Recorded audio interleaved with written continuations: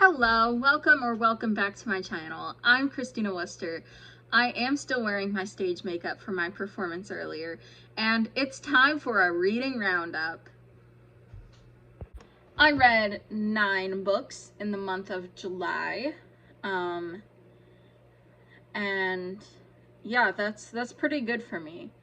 I'd say my average is about 4 or 5. It's about 1 book per week, and yeah. So first up we have Dark Fever by Karen Marie Moning. This is one of my 25 before 25 books. When Michaela's sister was murdered, she left a single clue to her death, a cryptic message on Mac's cell phone. Journeying to Ireland in search of answers, Mac is soon faced with an even greater challenge, staying alive long enough to master a power she had no idea she possessed, a gift that allows her to see beyond the world of man into the dangerous realm of the Fae.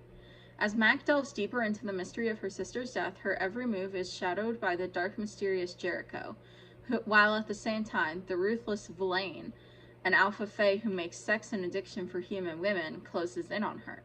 As the boundary between worlds begins to crumble, Mac's true mission becomes clear: to find the elusive, I forget how this is pronounced, censor dub before someone else claims the all-powerful dark book, because whoever gets to it first holds nothing less than complete control of both worlds in their hands. This book was okay. It's been a while since I've read it, so forgive me, I'm probably not going to have much to say about it. It's not fairy smut, but it's not fairy smut, if that makes sense. Like, it's fairy smut adjacent. For being published in 2006, the main character is surprisingly not a not like other girls girl. But I will say I could have done with fewer descriptions of the clothing she was wearing at any given moment. Next up, we've got The Sacred Lies of Minnow Bly by Stephanie Oakes, another book on my 25 before 25 list.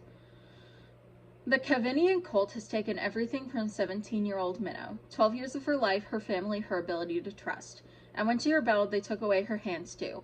Now their prophet has been murdered and their camp set aflame, and it's clear that Minnow knows something, but she's not talking.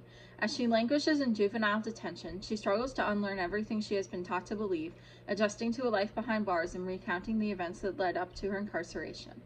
But when an FBI detective approaches her about making a deal, Minnow sees she can have the freedom she always dreamed of, if she's willing to part with the terrible secrets of her past.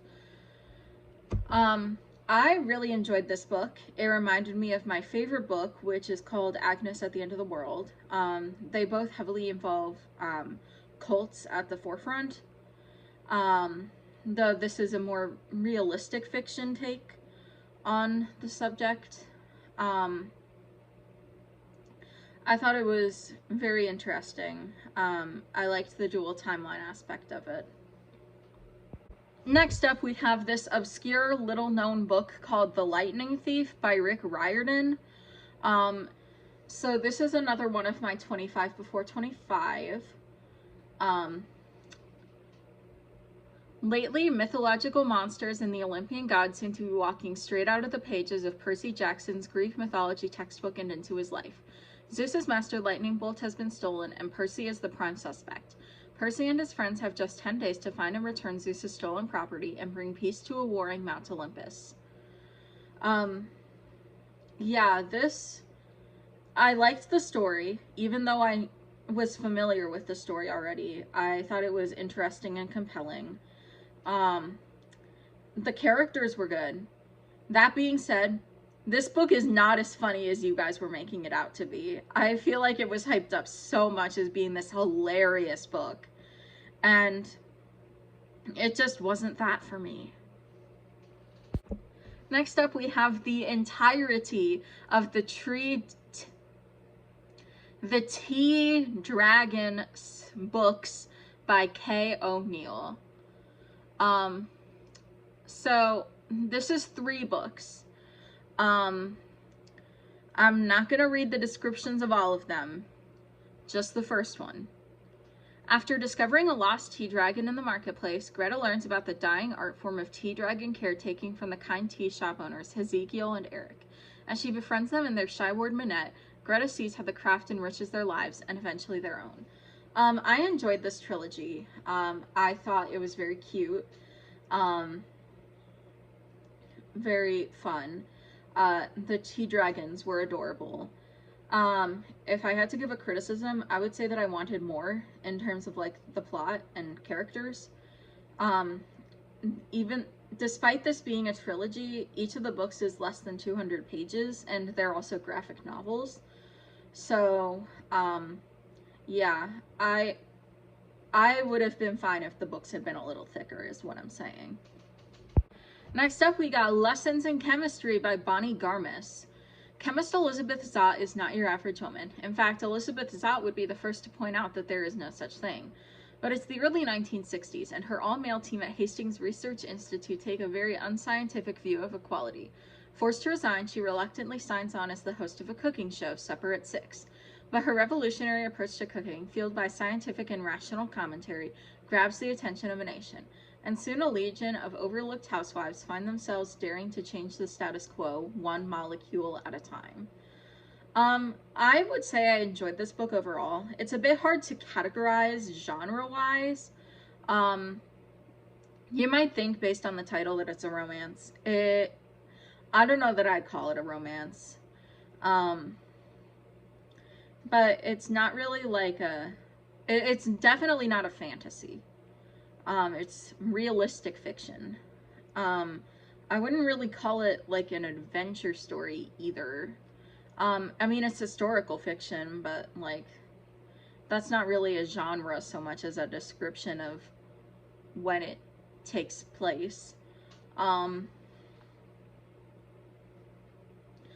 yeah, I thought it had some really good commentary on feminism that resonated even in the 2020s. I mean, the book was written in the 2020s, but it takes place in the 1960s.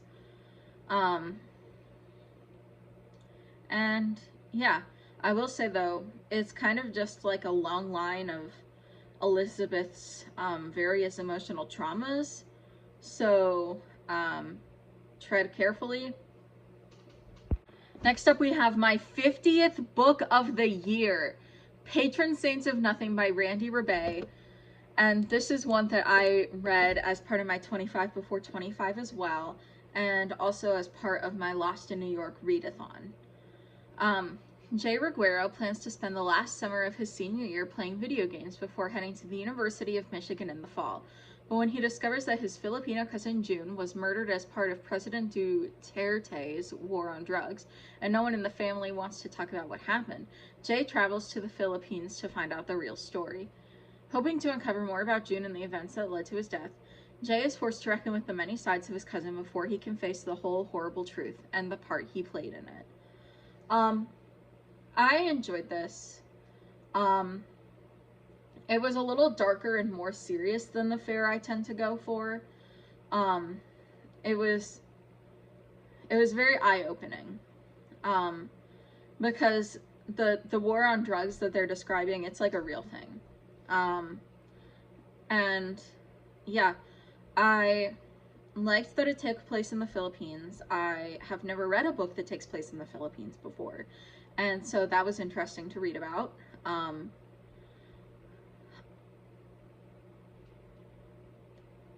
Yeah, I am gonna be honest, I don't have much else to say about it.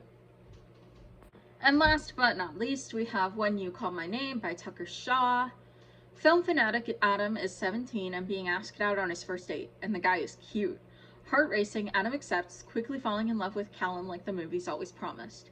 Fashion-obsessed Ben is 18 and has just left his home upstate after his mother discovers his hidden stash of gay magazines. When he comes to New York City, Ben's sexuality begins to feel less like a secret and more like a badge of honor. Then Callum disappears, leaving Adam heartbroken, and Ben finds out his new world is more closed-minded than he thought. When Adam finally tracks Callum down, he learns the guy he loves is very ill, and in a chance meeting near the hospital where Callum is being treated, Ben and Adam meet, forever changing each other's lives. As both begin to open their eyes to the possibilities of queer love and life, they realize sometimes the only people who can help you are the people who can really see you in all your messy glory. This book was okay for me.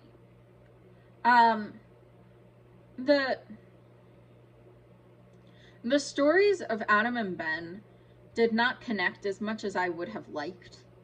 And there were without getting spoilery, what I will say is there were certain parts where I would be reading and I would be like, okay, so what was the point of all that then?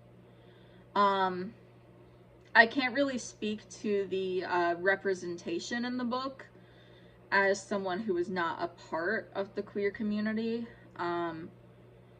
But yeah, this book was fine. That's it for my reading roundup, but before I go, I did want to announce that I am currently doing a Facebook fundraiser to benefit the American Cancer Society by reading every day. Now that summer reading is over, I'm not gonna lie, I probably will not be getting through as many books in a month, but I will be reading every day, and feel free to donate. I will provide a link in the comments. And yeah, I thought it would be a good way to trim my TBR a little and help support a good cause. Thank you so much for watching. Don't forget to like, comment, and subscribe. You're the best!